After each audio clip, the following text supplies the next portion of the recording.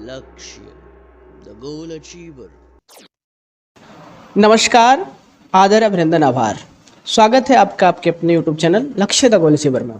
मैं हूं सुधांशु तिवारी और हाजिर हूं आपके सामने एक नया सेशन लेके, जिसमें हम आज बात करेंगे डीएलएड 2022 में बाल विकास। डीएलएड के फर्स्ट सेमेस्टर में प्रश्न पत्र होता है। इसका प्रश्न पत्र 2022 में किस प्रकार से आया था, आज हम पूरे प्रश्न पत्र का एक बेहतरीन एनालिसिस करेंगे और पूरे प्रश्न पत्र का एक बेहतरीन हल निकालेंगे, जिससे कि अगर आपको आगामी सत्र में डीएलएड, बीएड या किसी भी अन्य एग्जाम जिसमें बाल विकास से संबंधित प्रश्न पूछा जाता है, अगर आपको उसमें सम्मिलित होना है तो ये सेशन आपके लिए बहुत ही उपयोगी हो सकता है। तो आप लोग वीडियो को बिना स्किप किए पूरा देखिएगा। तो चलिए शुरू करते हैं आज का सेशन। उससे पहले जो लोग चैनल पर नए हैं वो चैनल को सब्सक्राइब कर लेंगे और बेल आइकन को प्रेस कर लेंगे। देखिए, आप लोगों से गुजारिश है कि आप लोग वीडियो तो देखते हैं लेकिन चैनल को सब्सक्राइब नहीं करते हैं, तो चैनल को सब्सक्राइब कर लीजिए, जिससे कि हमें नया कंटेंट लाने में मोटिवेशन मिलता रहे। तो ध्यान दीजिए, बाल विकास का जो पेपर होता है ये 50 नंबर का होता है, समय 2 घंटे का होता है। इसमें जो है 15 प्रश्न आपके बहुविकल्पीय होते हैं, उसके बाद अति लघु उत्तरीय प्रश्न होते हैं, उसके बाद लघु उत्तरीय प्रश्न होते हैं। अति लघु उत्तरीय प्रश्नों को मैक्सिमम 30 शब्दों में लिख सकते हैं आप, और लघु उत्तरीय प्रश्नों को मैक्सिमम 50 शब्दों में लिख सकते हैं। तो चलिए शुरू करते हैं पहले बहुविकल्पीय प्रश्नों से ही। पहला प्रश्न है, बाल विकास के अंतर्गत निम्नलिखित आयु वर्ग है। आपका पहला ऑप्शन है 0 से 18, दूसरा ऑप्शन है 20 से 30, तीसरा ऑप्शन है 25 से 35 या 35 से ऊपर। तो देखिए, बाल विकास के अंतर्गत 3 अवस्थाएं होती हैं, शैशवावस्था, बाल्यावस्था और किशोरावस्था। तो जो तीनों अवस्थाएं 0 से 18 वर्ष के अंतर्गत आ जाती हैं, तो बाल विकास के अंतर्गत 0 से 18 आयु वर्ष के लोगों का अध्ययन किया जाता है। अगला प्रश्न है आपका,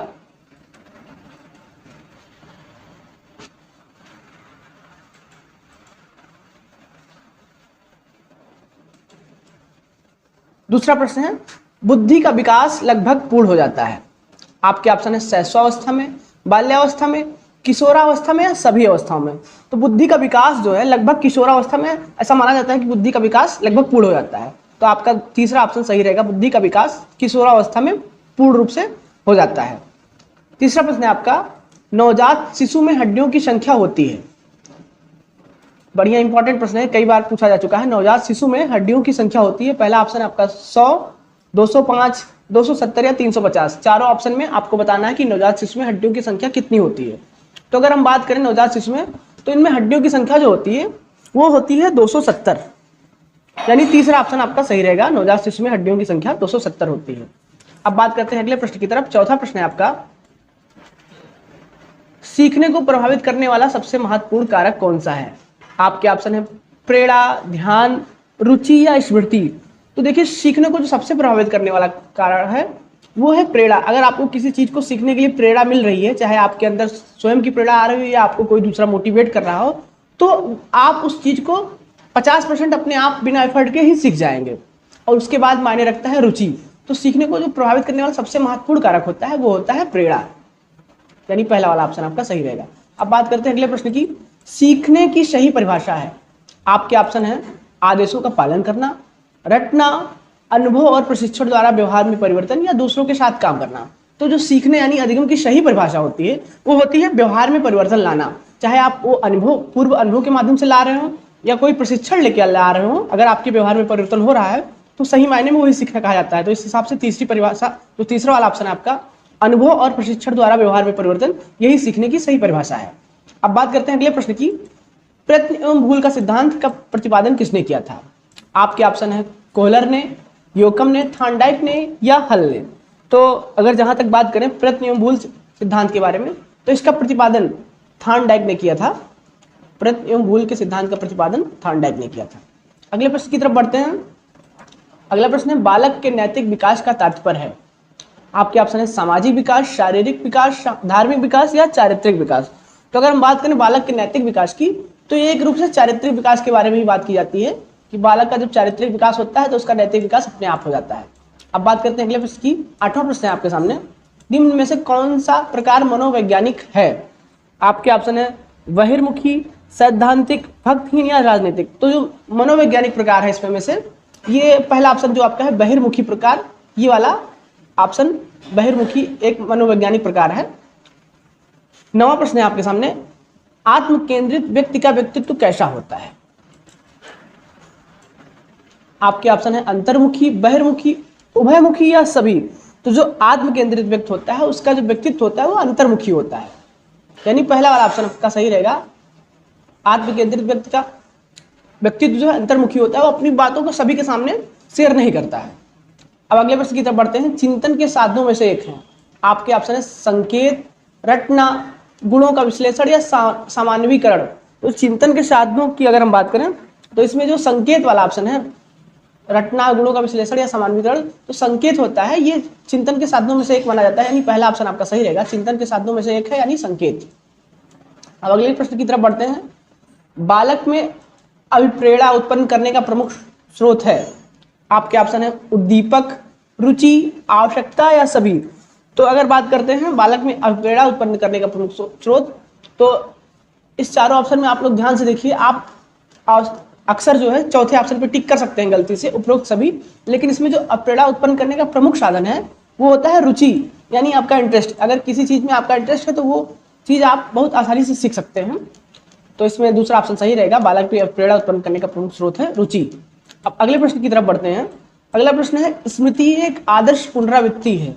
पुनरावृत्ति मतलब होता है कोई चीज बार बार रिपीट हो रही है, दोहराई जा रही है, तो वही होता है स्मृति एक आदर्श पुनरावृत्ति है। ये कथन किसका है? आपके ऑप्शन है स्काउट का है, जैक्स का है, रायबर्न का है या रास का है। तो अगर इस प्रश्न की बात करें स्मृति एक आदर्श पुनरावृत्ति है, तो ये जो कथन है ये स्काउट महोदय का है। इन्होंने कहा था स्मृति जो है एक आदर्श पुनरावृत्ति होती है, पहला वाला ऑप्शन सही रहेगा। अब बात करते हैं अगले प्रश्न की। सृजनात्मक बालक की विशेषता है कि वह, आपके ऑप्शन है संवेदनशील होता है, परिहास प्रिय होता है यानी हंसी मजाक करता रहता है, जिज्ञासु होता है यानी हर चीज जानने की कोशिश करता है, या उपरोक्त सभी।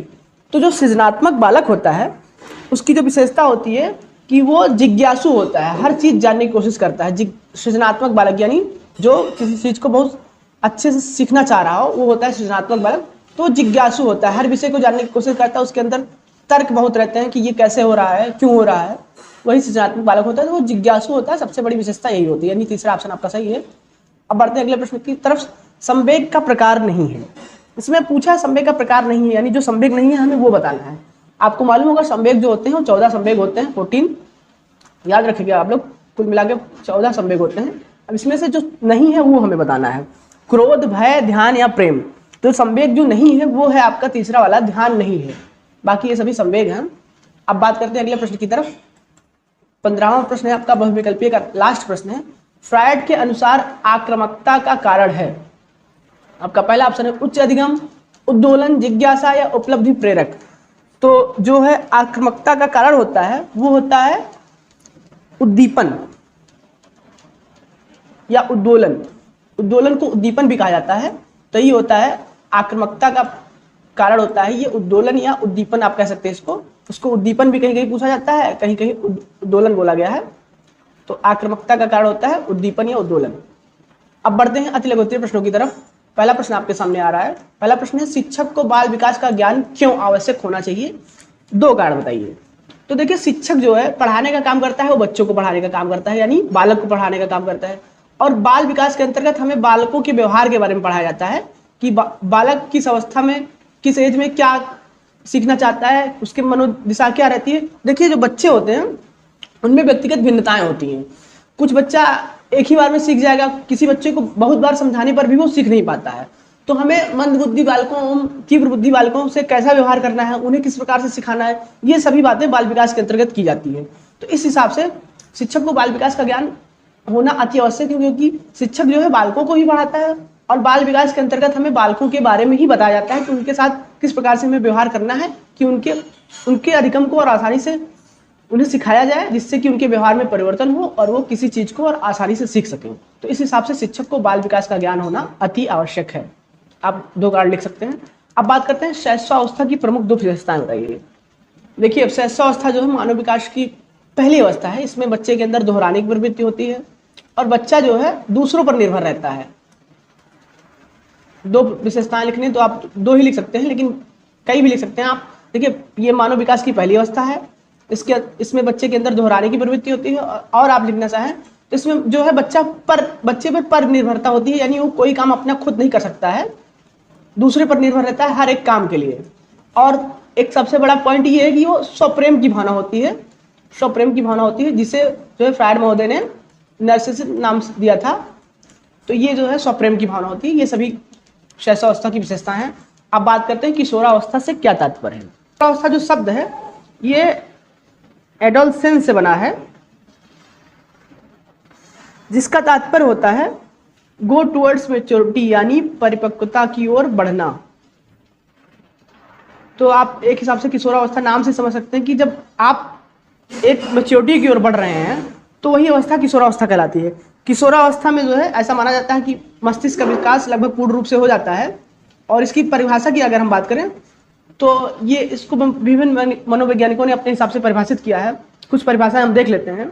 ये सबसे तूफान एवं झंझावट की अवस्था होती है, ये जीवन का आदर्श काल होता है। तो किशोरावस्था जो है 12 से 18 वर्ष की आयु को किशोरावस्था कहा जाता है।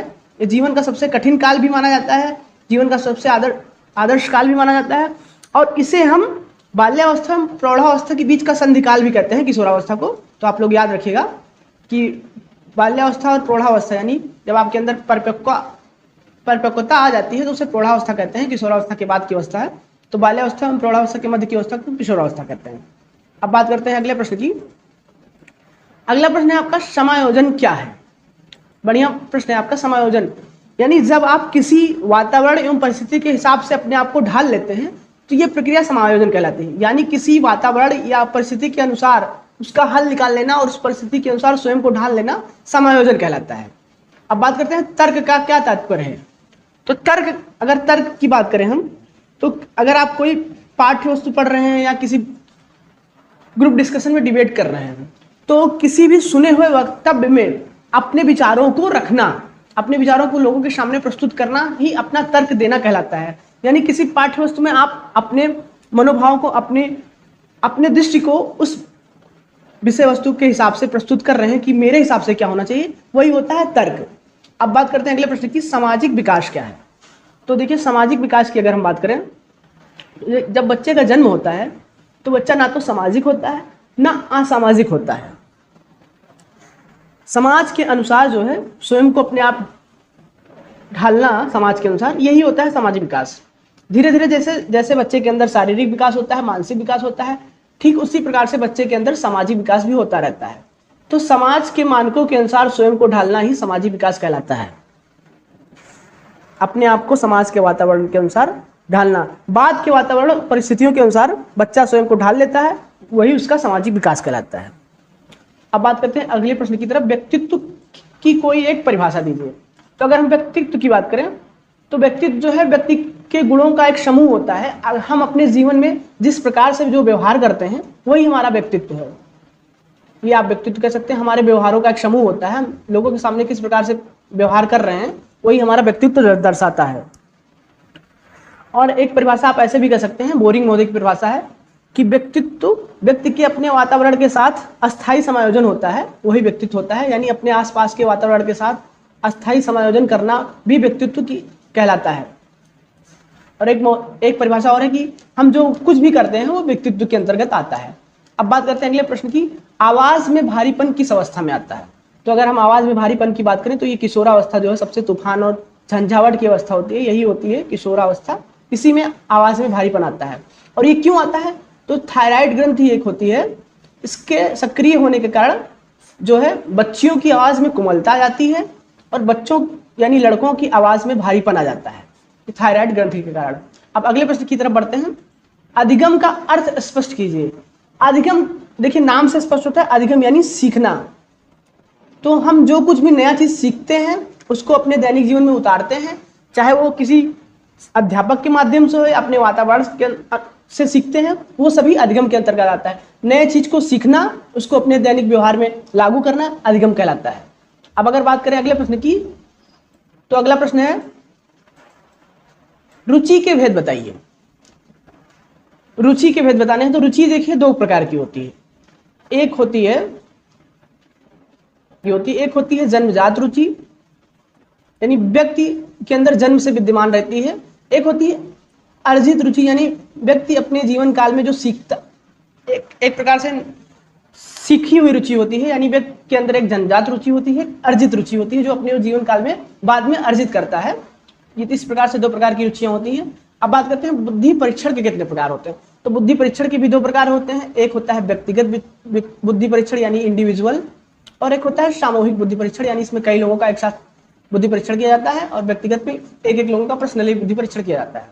अब बात करें अगर हम अमूर्त बुद्धि की, तो अमूर्त बुद्धि वाले जो व्यक्ति होते हैं ये इनके अंदर चिंतन और तर्कशीलता बहुत ज्यादा होती है, हर चीज के बारे में ये जानना चाहते हैं, चिंतन होता है इनके अंदर, तर्क शक्ति बहुत ज्यादा होती है। इस प्रकार के व्यक्तित्व वाले व्यक्ति चिंतन तर्क शक्ति वाले होते हैं। और जो वैज्ञानिक होते हैं आपके, ये सभी अमूर्त बुद्धि के अंतर्गत आते हैं। तो जो हर चीज के बारे में जानना चाहते हैं, इनके अंदर ये चेष्टा चलती रहती है, कोई भी चीज कैसे हो रहा है, तर्क शक्ति होती है, हमेशा चिंतन में डूबे रहते हैं, ये सब अमूर्त बुद्धि के अंतर्गत आते हैं। अब बात करते हैं शारीरिक विकास का अध्ययन क्यों जरूरी है, 2 कारण बताइए। देखिए एक कहावत है, स्वस्थ शरीर में स्वस्थ मस्तिष्क का निवास होता है। तो अगर हम शारीरिक रूप से स्वस्थ होंगे तभी हम अपना पठन पाठन का कार्य सुचारू रूप से कर सकते हैं। तो शारीरिक विकास का अध्ययन इसलिए जरूरी है क्योंकि अगर हम शारीरिक रूप से स्वस्थ रहेंगे तभी हम, चाहे अध्यापक हो चाहे वो बच्चे हों, अगर अध्यापक शारीरिक रूप से स्वस्थ रहेगा तो बच्चों को पढ़ा पाएगा, बच्चे शारीरिक रूप से स्वस्थ रहेंगे तभी वो पढ़ पाएंगे। तो शारीरिक विकास का अध्ययन इसलिए होना जरूरी है कि अगर हमारे अंदर कोई भी कमी आ रही है, शरीर में कोई दुर्बलता आ रही है, निर्बलता आ रही है, कोई रोग हो रहा है, तो उसके बारे में हम जान लें, उसको पहचान लें और उसका सही समय पर उपचार करा लें, जिससे कि हम उससे ज़्यादा प्रभावित ना हो और हमारा जो जीवन है वो उससे ज़्यादा पीड़ित ना हो। इसलिए शारीरिक विकास का अध्ययन जरूरी है। अब बात करते हैं अगले प्रश्न की तरफ। बाल्यावस्था की 2 विशेषताएं बताइए। देखिए बाल्यावस्था जो होती है वो मानव विकास की दूसरी अवस्था होती है। बहुत इस अवस्था में बहुत सारे परिवर्तन होते हैं। देखिए जब बच्चा पहली अवस्था में रहता है, शिशुअवस्था में, तो उसे संवेग का ज्ञान नहीं होता है। इस अवस्था में बालक के अंदर कई सारे संवेग हो जाते हैं। और बात करें इसकी विशेषताओं की तो देखिए इसे हम कई नामों से जानते हैं। डर्टी एज, यानी चूंकि इस अवस्था में बालक समूह में रहना पसंद करता है और समूह में अपने दोस्तों के साथ निरुद्देश्य खेलता रहता है, तो जिससे उसके कपड़े गंदे होते हैं, इसलिए इसे डर्टी एज यानी गंदी अवस्था कहा गया है। और चूंकि इस अवस्था में बालक दोस्त बनाता है तो उसे गैंग एज भी कहा जाता है, यानी समूह अवस्था। इस अवस्था में देखिए बालक जो है विद्यालय में प्रवेश करता है, तो इसलिए इसे प्राथमिक कक्षाओं में प्रवेश की अवस्था भी कहते हैं।